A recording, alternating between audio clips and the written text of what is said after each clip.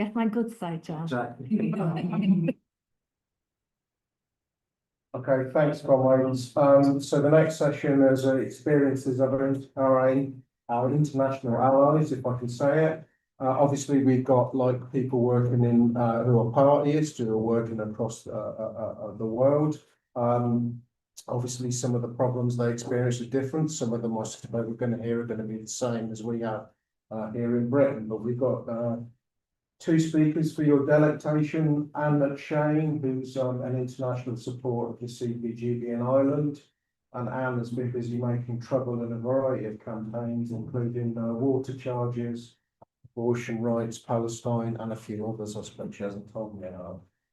Before that, Anne used to be one of the CPGB's galaxy of international media stars. You didn't know, we've actually had a message to the school from Newbury, where Alan stood for the CPGB in a by-election, coming a close 12th place in 1993. And the residents of Newbury have said that thank you for blasting us out of bed with your megaphones. Thank you for chalking all the hammer and sickles across Newbury. And thank you for egging all the opposition candidates. We'd love to have you back sometime. Obviously, they didn't know what they had until it was gone. There were 17 candidates, though, so 12 wasn't too bad. Yeah, not bad at all. And also, speaking alongside Anne, we've got Splinter Suidman, who is part of the Communist Platform in the Netherlands, and is also a leading mathematician, as well. Both of these comrades are going to speak to up to 30 of your Earth minutes, but Splinter says he might be slightly shorter than that. And then after that, after they both spoken, I'll open up the floor. Splinter. Thank you very much for the opportunity to speak here. Yeah, so I'll be speaking on behalf of the Communist Platform in the Netherlands, but of course, all mistakes are mine, and I'm sure my comrades will correct me.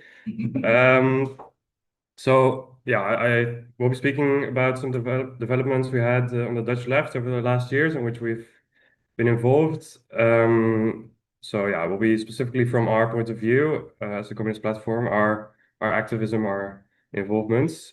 I'll also say something more about the Dutch left, maybe. Yeah, the reason to speak about this, I think, is that there's some developments and discussions we've had that are quite similar to the ones we've seen in the Forging Communist Unity process. So discussions about minimum maximum program, or short or long program, or yeah, all different kinds of questions there about communist unity, about building a party, about elections. Yeah, that's my plan. First of all, I should maybe say something about what is the Communist Platform, what are we? So we were founded in 2014. Last year we celebrated our 10-year anniversary, very spectacularly. Yeah, the idea is similar to the CPGB. We need to build a communist party, but we need to engage with the left. We cannot just form our own party that will become a sect. So one of the main activities in the first couple of years was to draft a program for a communist party, and we were involved in the Socialist Party then, which comes from Maoist tradition, and yeah, since the 2000s they won seats in the parliament, and they've been going more to the right ever since. So now they're reformist party lost all of their revolutionary character. It doesn't speak about socialism anymore. Maybe it does speak about the working class a little bit, but yeah, that kind of thing. So we were involved in there and put forward our draft program, the ideas of Communist Party, of democracy, because it was very undemocratic, this organization. And then a kind of sudden, I think, one of our comrades proposed to the youth organization of the Socialist Party that we should take a stance not to participate in a coalition government with Mark Rutte's VVD, the right-wing Liberal Party, and that kind of caused that we were expelled. And well, Jack has told us already that we were on TV, or Gus and Olaf were on TV defending the people's militias. But that was not really, I think, what the question was about. It was more about faction rights and that we were organizing ourselves secretly at the time. So yeah, we were expelled in the 2020s, 2021. And yeah, during that time, we tried to unite the left wing of the Socialist Party in a new organization, then called the Socialisten, and recently has been renamed to the Revolutionary Socialist Party. And in that process, we kind of combined the youth wing of the Socialist Party, wrote, some people left, but most of them joined us. We won some of the Trotskyists, like the Mandelites and the ex-IMT members that left over their internal problems. But then we also attracted new members, and yeah, that's the whole process. Yeah, I think I should also say something more about the Dutch left. There's it's not that many sects as here, maybe, but there's still some. So I already said something about the Socialist Party, but there's also the Animal Party, and this is hot off the press. But today there was announced a split of the Animal Party because has been a discussion going on there that they're not talking about animals enough. They're too much talking about people, and yeah, it's of course disgrace. But some of the members are more socialist maybe in some sense, and there's some, especially youth, calling themselves socialist. And I think now the split is more about recent votes about the Rearm Europe project, where some of them say we really have to distance ourselves from this, and some say we need to talk about animals. So yeah, that's one other player. We also have Bijeen. It's more of a intersectional party, and they won a seat in Parliament 2017, I think, and lost it again. It was not 4 years because we had earlier elections, but 3 years later maybe. And now they're again campaigning to win a seat in our October elections. And so they could also be seen as a split from the Socialist Party in some sense, and have some, in some sense, are a bit more radical, but also they are really bad at the issue of internal democracy. So today I heard that their election leader will be put to a vote by an online referendum, and this is not what they planned. They planned just to appoint it secretly, but they were forced by the press, because the press leaked who the candidates were, to put this to a vote. And another example is that for the election program, they now said members can propose up to 3 amendments, not more, because that will be too much, I guess. So we have got these parties that are represented in parliament, or have been, but we also have the Stalinists, the section of the IST, section of the RCI, and some even smaller Maoist sects. But yeah, as already said, we as the Communist Platform are now involved in the Revolutionary Socialist Party, and there I think a lot of interesting discussions happen. I think in some sense maybe the organization can be compared to RS21, although I don't know that much about RS21 to say for sure. But yeah, we united some of the left from the Socialist Party, and the common divisor was maybe critical stance towards militarism, critical stance towards NATO, towards the monarchy, towards parliamentarism. Although, for example, the Mandelites supported sending arms to Ukraine, so it wasn't very clear yet in the first couple of years, and due to a polemic together with the PCC, they left, yeah, because we called them scabs and traitors. It was effective, I guess. And yeah, I think the organization, there's some people who call themselves Orthodox Marxist, who maybe read revolutionary strategy and align themselves with that in some way, or maybe more with the Marxist Unity group in America. There's also some Trotskyists still, and the youth of Rhodes is, I think, maybe the majority of the membership, and they, yeah, I mean, they're young, so they are maybe not very well defined, but most of them identify themselves as Marxists. Yeah. So this project, the Socialisten, now RSP, started with a split around the municipality elections, and we participated in three cities, Amsterdam, Rotterdam, and Utrecht, ran against the SP, but we didn't win any seats. And I think our experience has been that we mobilized a lot of people in that process, and we gained some members, but after that, their activity kind of faded. So that was one of our problems we ran into, I think. So that was in 2022, and a bit later we united on a national level. Had a unity conference, you could say, and I think the main discussion there was what are we, and still that's, I don't think, is very clear.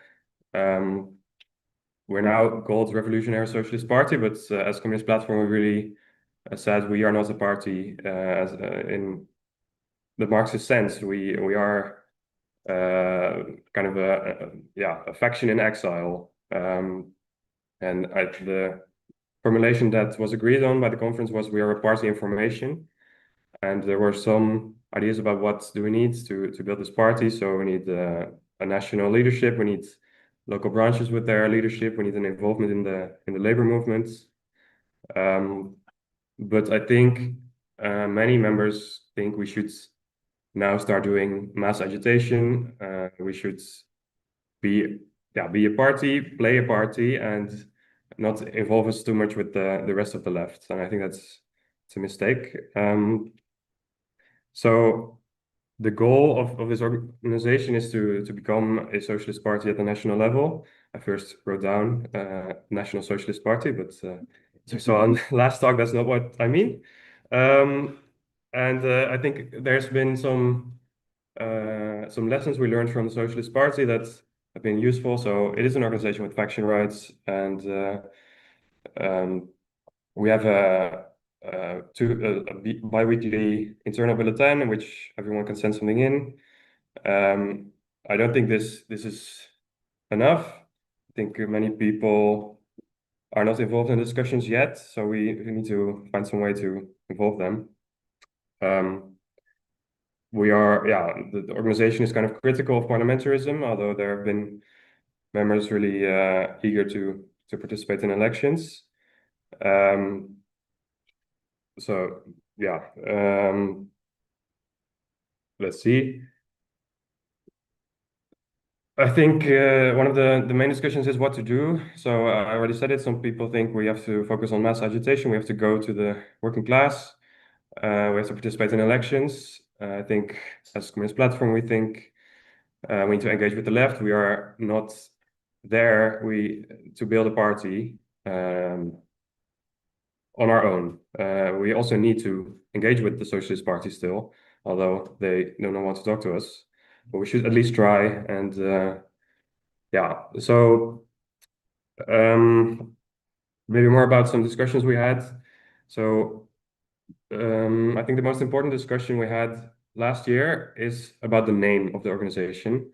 And I think that's kind of a shame because there's way more important discussions about strategy, about what kind of party should be built. So there were some proposals about we should call ourselves the Communist Party, we should be the Revolutionary Socialist Party, and well, a lot of different names were proposed. And I think the political importance of the name of the organization has been kind of overestimated. We argued it is important to call ourselves communists to distinguish ourselves from the existing left. But are we here to call ourselves the Communist Party at this moment? with maybe 400 members? No, I don't think so. And also there have been arguments that to call ourselves the Communist Party is to safeguard against opportunism. I don't think this is true. If you look at history, and even still existing communist parties. So I think this has been a discussion that has been on the foreground while we should be talking about strategy. Yeah. Let's see if I should say something more about this.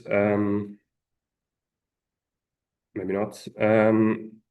Our organization is also involved in some activism, so we are active in the Palestine movement.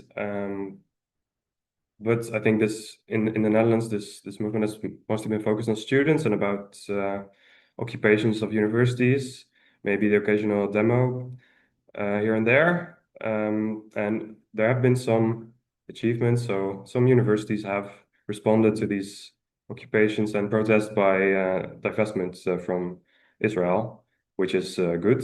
But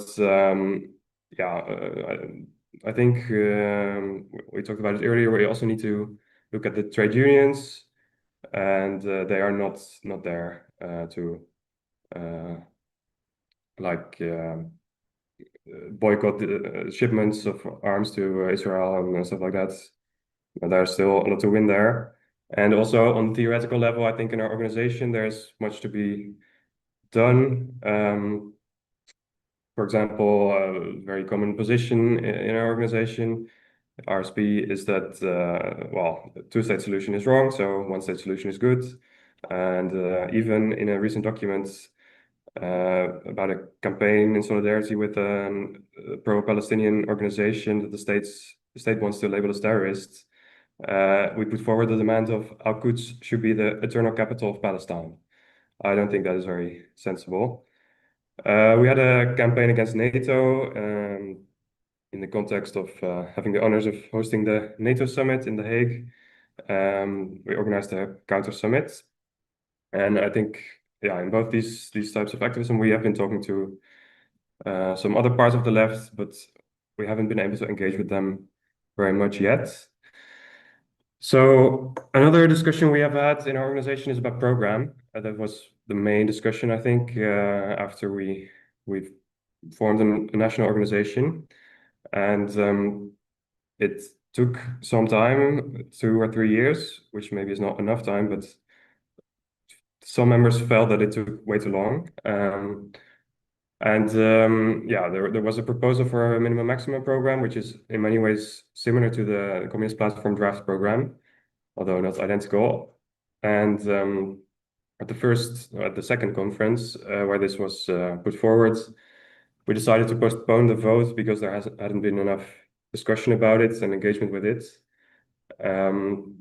And after that, the discussion has been taking place in the local branches and coordinated and collected by a committee. And I think the conclusions are kind of identical to what was put forward initially. So we have a minimum maximum program, as opposed to what some others argued for, an action program. No, we do have a program for a road to power. We have a maximum program that says communism. It's not the best maximum program, but it's also not very bad. I think it's the best program on the left. There have been discussions about militias, about should we have a standing army? What should we do with NATO? And I think we kind of won those discussions. One discussion that was very prominent is about the length of the program. Came about shortly before the Congress where we decided on the program, and that's, I think, the main divide in the organization about program. Some of the members think we should have a minimum program that's limited to kind of the constitutional political demands about the working class taking power. But for example, they think the social or cultural demands should be removed. So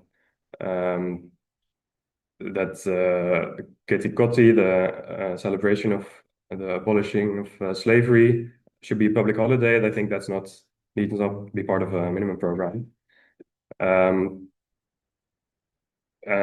I think this is our position as Communist Platform, that these social and cultural demands are also important for working class power to have good housing, to have the material conditions for people to participate in democracy. Another idea is that the program is for agitation. We should be able to approach the worker on the shop floor with our program, and they should be able to read it in 15 minutes. I don't think this is right. I think we should write agitation based on our program, but our program should also have the function of being the basis of our unity and controlling the leadership. We adapted the minimum maximum program.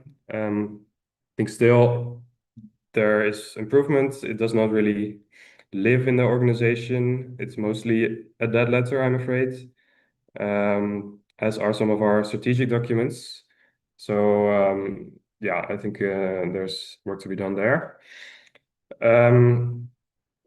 Maybe the last thing is about a discussion about how to build a party. I already said something about that. But last year we've seen another organized faction in the RSP called Linker Flank, Left Flank, whose idea was we need our main objective now is recruitment. We need to recruit more members, and to that end we should set up cultural and social organizations to, maybe they will not like it if I say this, but to lure them into the organization. And I think this is based on ideas of the German Social Democratic Party at the beginning of the 20th century, that should have a broad movement of clubs, and it should not only be about politics, but also about the social and cultural aspects. But I think this should not be our main objective now. I think also we do not have a program for educating members or to make them aware of our program even. I don't think recruitment is now the main objective. Another idea is that they're against our idea of engaging with the left to fight for Communist Party based on a communist program. But indeed focus on this recruiting new members who are not yet introduced to socialist or communist ideas. I don't think this is right. Another idea is that, but the program should be short. This is one of their ideas, and about the name.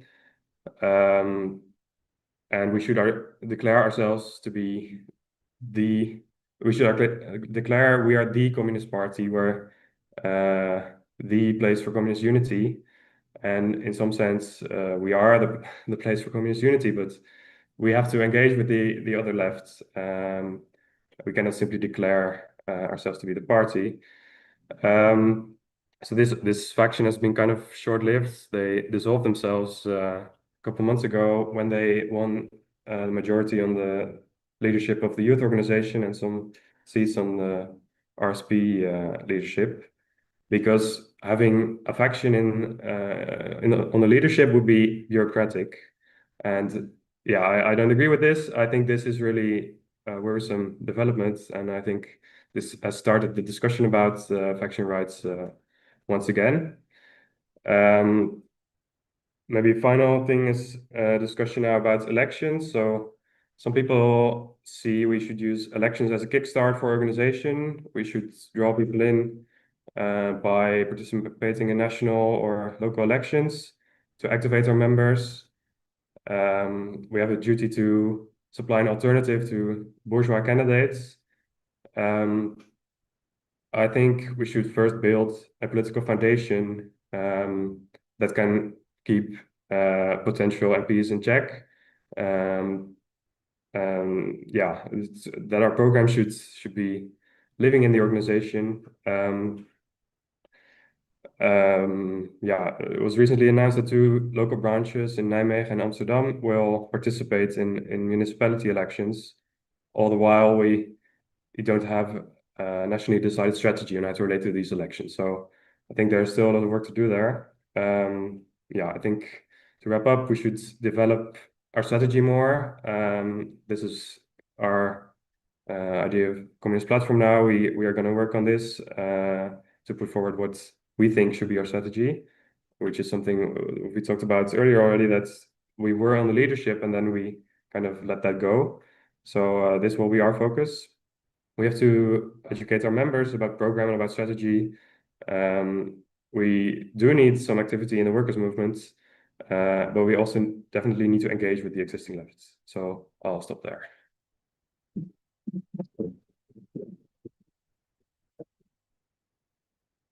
Thank you very much, Anne. Okay, thanks very much. Okay, so Lyndon stole my thunder about describing my past history in the British movement, but you got from it that I was very involved in British politics here in the CPGB from when I joined around, I don't know, probably properly by 1990. And when I left to go back to Ireland, it was for personal reasons in 2006. And when I arrived back, I was looking around me for options to be involved in. And to be quite honest, it was difficult to find an organization that was worthwhile joining and also one that would have me. I know I've made this joke before, but I think the reason why it has been like this is because I've maintained my relationship with the CPGB and I've written regularly for the Weekly Worker and criticised the left in Ireland. So everybody's on social media these days, or even before that, the internet. So my articles were read and, you know, not always, but generally would be read. And so, you know, the thought would be that she's a troublemaker. You don't want to allow her into the organisation. But I think, I mean, because the left in Ireland hasn't had publications that you could write for, you know, my only option was to write for the Weekly Worker. And I still think that despite the fact that I've always been conscious that this is a British organisation and, you know, you'd rather be writing in Ireland, it would be like seem like you were more part of the movement. Nevertheless, I think it's been very useful. So since I've been living in Ireland, I've been involved in a number of campaigns, starting off not long after I returned in Hands Off the People of Iran, where I set up a group in Ireland and we were active in Dublin and in Cork.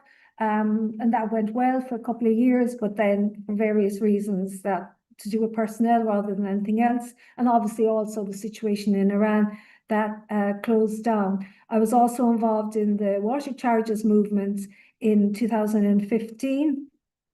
And then more recently and continuing to this day in the Palestine Solidarity Movement.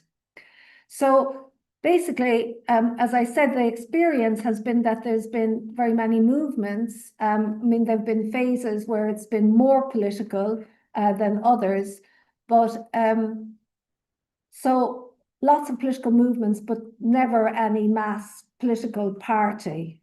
The groups in Ireland, the main groups are the Socialist Worker Party, which is now the Socialist Worker Network, which is the main organisation behind a group called People Before Profit, and the Socialist Party, which was connected with the British Socialist Party, but it's still part of the CWI, as far as I remember. Anyways, it comes from the same tradition. They've had various splits internationally. The one exception to that was the creation of the United Left Alliance in late 2010. And that really reflected the kind of organisation of the Socialist Alliance in Britain maybe a decade or so before. It was the Socialist Workers' Party, which had just started People Before Profit, and the Socialist Party, and then a few councillors from an organisation in Tipperary. In the process of setting this up, I think the intention of both of the main parties was really just an electoral coalition. But the process itself inspired very many non-aligned people to join, or people that had never been involved in politics before, and gave the sense that this was a party in the making. However, a bit like the Socialist alliances in Britain, there were fallings out between the main two parties, and the Socialist Party refused to be a minority and left. Before that happened, however, they had succeeded in having 5 TDs, members of parliament, elected in 2011. I mean, that was extremely significant for there to be 5 people in the Dáil who would describe themselves as revolutionary socialists. And after they closed down the United Left Alliance, they continued this bloc between the two groups. Then that also began to involve some others. And it reached a high point in around 2017 when there were 8 TDs in the Dáil who were, would describe themselves in one way or another as socialists or revolutionary socialists. So this was a real bonus for the movement in Ireland to have people in the Dáil who would go in and argue for their politics, for the movement itself, who could use the chamber as a platform. Now, there were many criticisms of them, these same TDs, in that they quite quickly fell victim to parliamentarianism, in that they quite quickly fell victim to doing deals or, putting something forward that they thought was achievable rather than making arguments, rather than using the platform to make arguments for revolutionary ideas. So they started to move to the right quite early on. A significant change came about just before 2020 when Sinn Féin, which I think most people will know, but it's a Republican Party which has has existed for very many years as the political wing of the IRA, and then after the Good Friday Agreement became more of a mainstream populist left party, both north and south. So in around, I think it was probably after the water charges, because that was such a big movement, a very militant movement, and there were a number of trade union struggles also in that time, and Sinn Féin moved to the left, and they were seen as a possible, alternative to the main two parties of Fianna Fáil and Fine Gael. However, as I argued in many articles written at that time, Sinn Féin were not an alternative. Sinn Féin had already made clear that it would do whatever was necessary to be in government and whatever deals were necessary, that they were not socialists and are not socialists and are not an alternative. And of course, in that time, we'd had a number of examples of similar projects in Europe, including Syriza in Greece, which had been a complete debacle for the working class when they had gone into power. The idea, I should explain, of People for Profit in particular was that you would fight for a left government which would include the socialists, if the Sinn Féin agreed to a particular platform. So they put forward in 2023, they put forward a pamphlet which set out their position in relation to this. In any event, in the 2020 election, Sinn Féin did extremely well. It went from 20 TDs to 37. The Socialists lost a bit, but remained around the same. I think they had five TDs after that election.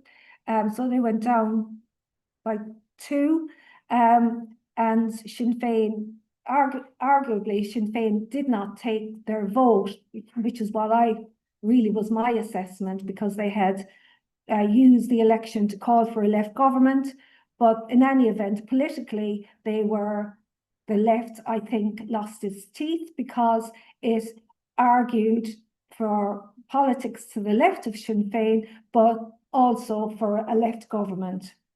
So basically, it was placing illusions in Sinn Féin as a possible left alternative for the working class as a way forward. So the idea is, and this remains to be the case, that firstly, we have to get rid of the main two parties and then get Sinn Féin in and test that, and then our turn will come. And then, so after the election, when Sinn Féin had done so well, Richard Boyd Barrett, the leader, parliamentary or Dáil leader of People Before Profit, proposed talks with Mary Lou McDonald, leader of Sinn Féin, but anyway, these talks never happened. And in fact, the main two parties decided to enter into a grand coalition rather than let Sinn Féin into government. And since then, in 2024, we've seen further examples of Sinn Féin being willing to make whatever compromises are possible to get into power. They went to the White House on St. Patrick's Day in 2024 when Biden was in power, although there was a huge demand made by a mass movement in the Palestine Solidarity Campaign for there to be no shaking hands with Biden. People may know that it's traditional on St. Patrick's Day for Irish politicians to go to the White House with a bowl of shamrock to present to the president. Anyway, the government went, and Sinn Féin also went. Not this year, though, with Trump, but I think it was easy to be critical of Trump. As well as the the People for Profit in the South, which now has been reduced to 2 TDs, one of which is Paul Murphy, who comes from the CWI Socialist Party tradition, and Richard Boyd Barrett, who's very unwell and hasn't been able to sit in the Dáil for maybe a year or so already. There are now just 3 because there's a Socialist Party, so they've gone from 7 to 3. In the North, they have a section of the organisation where they have a member of the Assembly, Jerry Carroll, who's actually very, very good. I think he's very strong. They're definitely always more militant in the north of Ireland. All politics are. So, okay, so now I just want to turn to, so I'm giving you the background to bring us up to today and the position really generally within People Before Profit. I want to say, of course, there are other political organisations in Ireland. I've already mentioned the Socialist Party, but it tends to keep to itself, doesn't involve itself except in a marginal way within the Palestine Solidarity Campaign. There's also the Communist Party of Ireland, which is very small these days. There's a split from them, the Connolly Youth Movement, which are very involved in housing.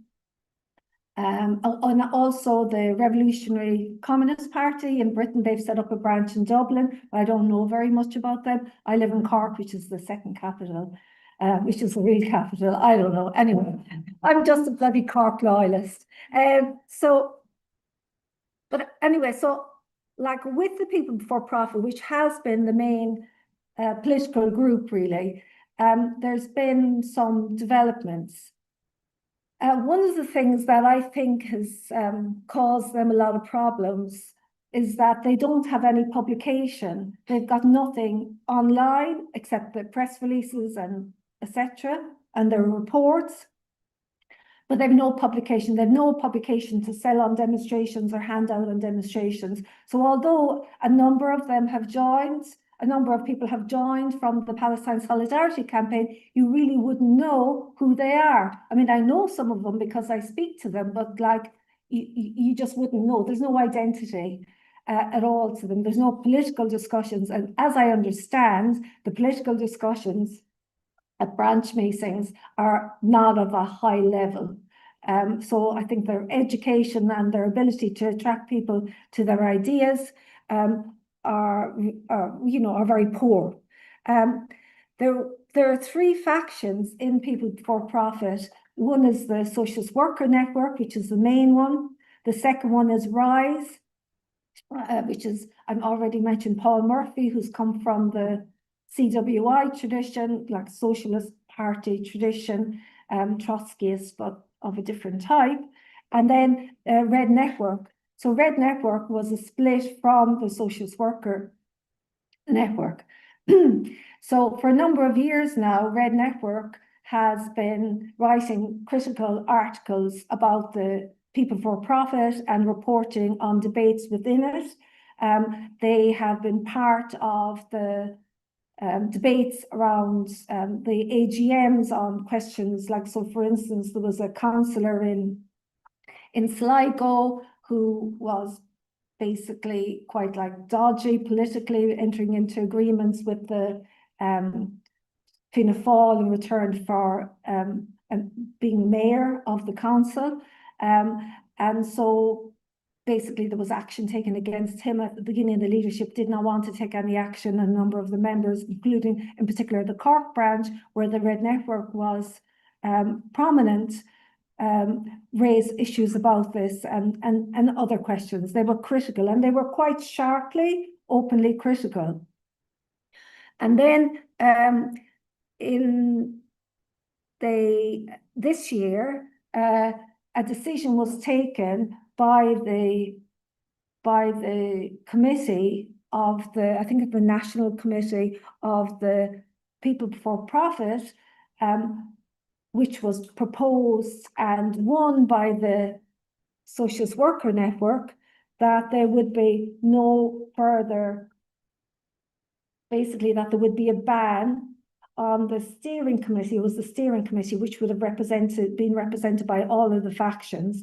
They passed a ban, this is from Red Network. They passed a ban on the steering committee minority members writing public articles about People before Profit. They want to keep workers in the dark and treat them as a stage army only fit for the next mobilization. This ban is unprecedented in the socialist movement, where minority positions have always been allowed to articulate their views. And so it goes on. So they tried to ban Red Network from publishing openly. That's this year. So Red Network responded by leaving, and since then they've published two, quite small journals, and they have called for all socialists to come and meet with them. They have what they describe as a minimum maximum program, and they want open debate. So they have perhaps been influenced by McNairism, as I describe it, by Mike's book, but I think it's possible that James O'Toole, one of their leaders, has been very influenced by reading Lenin. He went away and he read Lenin, and he's produced a book which is basically largely quotes from Lenin. So he seems to have said that is his influence. However, there is another group within People for Profit who have said they can't declare themselves openly as a faction, and they produce they have a website called Horizon, and they have been actually even closer to the kind of ideas that Mike argued for in the book about minimum maximum program and democracy, open democracy, but they haven't really developed very much as far as I can see.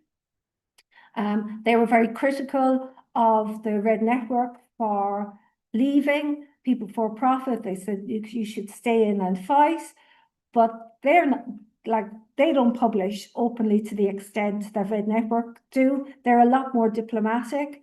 Indeed, RISE is the organization that the faction that they're members of, did say to me after my attempt to join the People for Profit was rejected, that my problem was that I was like basically too rude, made ruder by a certain editor, I should say. But essentially the problem was for me, and it is for them, is that they're saying that a left government is a cul-de-sac. Sinn Féin are a populist party, and in power they will be really very little different to the main parties in government today. No matter what they say, they are the victim of the forces, the capitalist forces in society today, and particularly Ireland is, because Ireland has so much inward investment from the United States that it is totally tied up with it. I mean, the Irish government can't take any real action on Palestine without getting a phone call or an email from the US ambassador saying, I wouldn't do that if I was you. There'll be consequences. So however, I should say the Red Network still do argue for supporting a left government as a way of clearing the way for us. So they still have that position, which is very problematic, but they are very critical of the fact that, for instance, Paul Murphy, who's the only Dáil member who's actually sitting because Richard Boyd Barrett is unwell, will be wanting to be actually in that Sinn Féin government. And now we're a long way away from the next election, but of course that's where the whole argument will be leading to. So it's interesting that like my experiences are now like later felt by others, because as well as like not making me feel so bad to be so isolated as an individual, not being able to join, it shows that really I was right, we were right about what was going on, and that now, because of the fact that I think the leadership have become even more tied in with the view that left government is the only way forward, that they want to silence all criticism. I think it's very, very positive that the Red Network has made this call for people to talk to them, that they've come out, they have a minimum maximum program, which is confused. Some parts of it are good. I think the biggest problem I have with it is that it operates on the basis that it's socialism in Ireland. So it doesn't discuss international socialism. So, okay. So basically, in the meantime, there's been very, very many campaigns. Ireland has loads of campaigns. So we have anti-racist, pro-migrant campaigns, tenants and community activist campaigns, housing campaigns, and now the Palestine Solidarity campaign. So I think people who've listened to me speak from the floor earlier this week will realize that I think that this is an extremely important campaign, this international campaign, because not only is it important because of the fact of what's happening in Gaza being so brutal and just, unspeakable, but also I think it's important because it brings us into a position where we are taking on our own state. In Ireland, it's different from Britain and certainly from the Netherlands, in that the government has always presented itself as pro-Palestine and recognised the state of Palestine some time ago, and has put forward positions internationally and particularly in Europe to argue for the banning of trade with Israel. It has also got before it since 2018 a piece of legislation called the Occupied Territories Bill, which still hasn't passed and now has been put off until September. And it's one of those things that every time it, is put back on the agenda, then the phone call or the email from the US Embassy arrives and they back down. But the movement itself is extremely strong. And the leadership of it in Dublin are quite conservative. They remind me a bit of the British one. They've been like running that campaign for many years and they don't really want any change. But all over the rest of the country, like every town and village has got a campaign, a membership-based campaign. And there's a lot going on, including, solidarity support for individuals on the ground in Gaza. Lots of connections been made, and weekly, almost more often, marches going on. But there's a sense among us that like it really isn't enough, because we can feel that we're going round and round in circles. And we know, those on the left, that there has to be something else, that we have to raise a vision that goes beyond Palestine in terms of immediate tasks of organising marches to dealing with imperialism and the capitalism. So like within the Cork campaign, it's interesting because it's a membership campaign and it has monthly members' meetings, an elected and recallable committee, minutes that get sent out every week, members' updates, votes at members' meetings. In many ways, it's like a party without being a party. It's more democratic than the left parties, certainly more democratic than People Before Profit.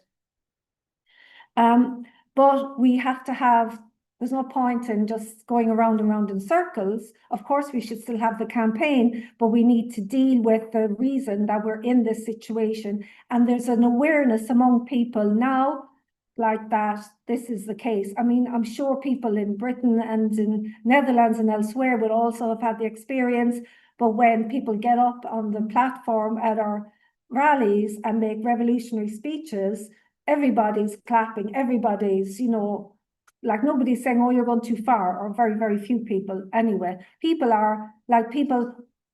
understand that the world is run by imperialism, the United States, that the capitalists, that the profit system leads to this kind of genocide, and that far more is needed than pacifism. So I think that there's enormous potential for a party in Ireland, but we are far from having the seeds of it, to begin with. Hopefully Red Network will start something. Hopefully maybe there's some comrades from Ireland and Cork on this call.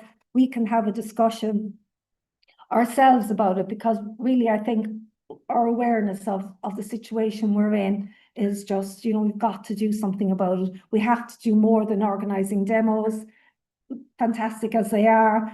I mean, the idea of organising workers' boycotts, and that's good, but still doesn't deal with the question. So I know I've probably gone over time, but I just wanted to just finally mention a couple of lessons that have come from my own experience. So for me, I think that there's a real issue in Ireland of nationalism. So of course we have a situation where we have a divided country, we still have a national question. Britain still occupies the 6 counties, and people in Ireland still feel very strongly about that. And indeed, the solidarity with Palestine really, has a very strong relationship to the experiences of Irish people, the famine, the refusal to allow self-determination, which wasn't allowed after the 1916 uprising. All of those things really matter. And I think it's so important that comrades internationally recognise and fight for that. But in Ireland, I think we need to fight for more internationalism within our movement. If there was a revolution in Ireland, on its own, it just would not last candlelight. We not only need to have unity with people, comrades in Britain, but across Europe. And I think one of the things that I'm always arguing against, and comrades in Ireland just don't understand, is about neutrality. Ireland has had an official position of neutrality since the days of De Valera, the early state. In reality, Ireland has never been neutral. It's always supported the United States, But of course, we don't have an army that goes and fights. We have an army that's part of the UN peacekeeping missions. But recently, even this has been undermined by the government. For instance, there's US flights landing and refueling in Shannon every week, every day, on their way to Israel with weaponry, with soldiers. We've had protests about that, but the thing that I argue with people about is about the neutrality aspect of it, because there's no, like, I just don't think being neutral is an answer. It suggests that Ireland on its own as an island in the Atlantic would be okay, you know, in a state of a world war, or that even that it's okay to be neutral. You know, I think politically it's not okay to be neutral. Politically, you have to take a side. But of course, I agree with people that we shouldn't become any more involved in NATO. So we should, you know, withdraw from NATO or whatever NATO coordinated activities that there are. I think that so we need to get over that that feeling of we're an island and whatever happens in Ireland, and have a more open European, particularly European perspective. And for me, like, I feel that as a supporter of the CPGB in Ireland, I have that in my articles all the time, but I'm not really doing anything about it. And I haven't listened to comments from the Netherlands and about their experiences. Yes, there are differences, but there are very many parallels, especially around the debate on programme, and then the different conditions that we're working in. For me, I think it's really important that as Marxists, we create some kind of a organised way of working together, to maybe have joint schools together, debates together, visits to each other's, you know, countries. You can all come to Cork. So would you find yourself somewhere else to stay?